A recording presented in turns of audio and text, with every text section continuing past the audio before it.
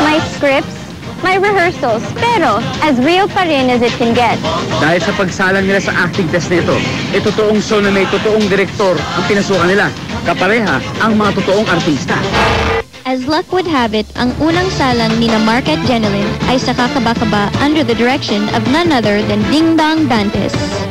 It's really hard to work under pressure. Dahil unang-una, dadating ka sa isang set na hindi mo kilala yung mga kasama mo. Nanonood namin sila, Soren at Carmina. Kahit ako natatawa pa rin sila kahit nagkasawa na nga. O nagkakaya pa rin sila. Tawag sila ng tao. Sinut namin yung eksena yun ng 3 takes.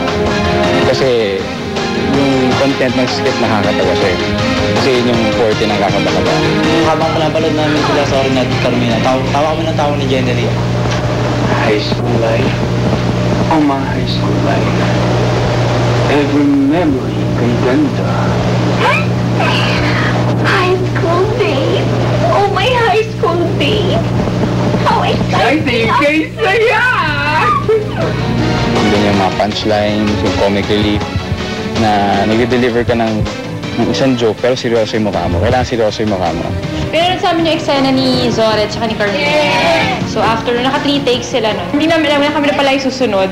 Nabigay lang sa kanila yung script. Wala pang 5 minutes bago nila tinake yung sequence. Pagsasawaan ang iyong katangian.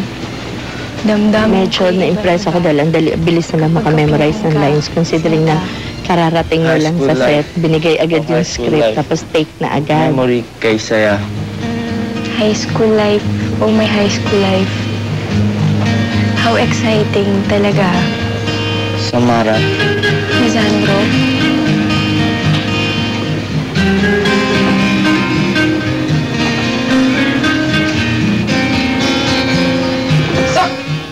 Yes! Yes!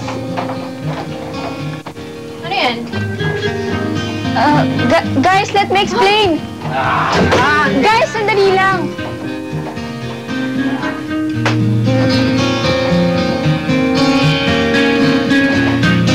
Hindi ko pa nga binabasa, tinitingnan ko pa lang, ay, ang haba ng script. Kinuha ko na lang yung thought niya, tapos tinandaan ko na lang yung line by line. Meron doon, eksena nga ng love scene.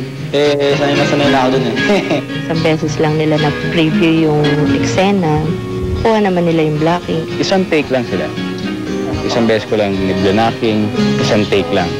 At walang cure or whatever. Kaya masasabi ko very good. Kung si Mark at Jenilyn ay joint forces sa Kakaba-Kaba, si Katrina, solo flight sa Bubble Gang, at dress siya for success. Mahilig ako manood ng Bubble Gang.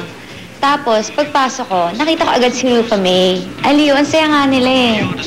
Kailangan parang lait-laitin mo si Jake. Lait-lait. Oo, yun ang intention. Madali naman laitin yun eh.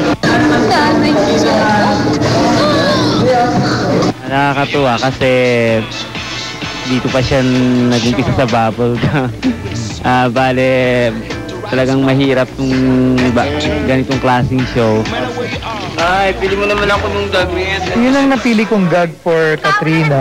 Tingin ko kasi parang mukhang madaling ilabas yung emosyon ng taray. Okay, one more time. Ready? Nanay. Balik ulit tayo. Okay. Ang totoo, hindi ko nga binigyan ng instruction doon sa kanyang gag eh. Pero she was watching the show. Na-feel ko nun, confident na ako. Minsan siyempre hindi niya pa alam kung mga reactions kung siya harap. Pero okay lang yun kasi beginner lang siya. Nakakagulat yung gano'n eh. Yung confident na pumasok, na-deliver naman niya yung lines na pinapabigay sa kanya. Fire on the floor. Ready? Rolling on 5, 4, 3, 2, and galaw! Mga kuya, mga ate Birina, ay ate o Birina, 20% discount! Hoy! Suplano? Ikaw, bagay sa'yo. Ayan, bagay sa'yo yan. Ito, 20%. Nay, bili mo naman ako ng damit at saka toys. Ano ba? Wala tayong pera. Eh, bakit palagi mo ako sinasama sa mga mall? Wala lang. Gusto ko lang pasamayin yung loob mo.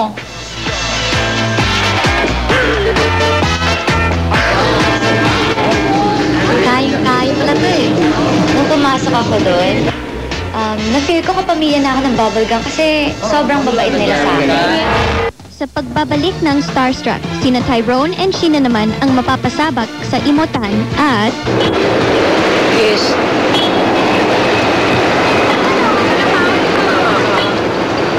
Tama lang, kiss. Konti lang. Konti lang, masyado mo kayo eh. Okay, direct. Na-tense na yung dalawang bata sa inyo eh.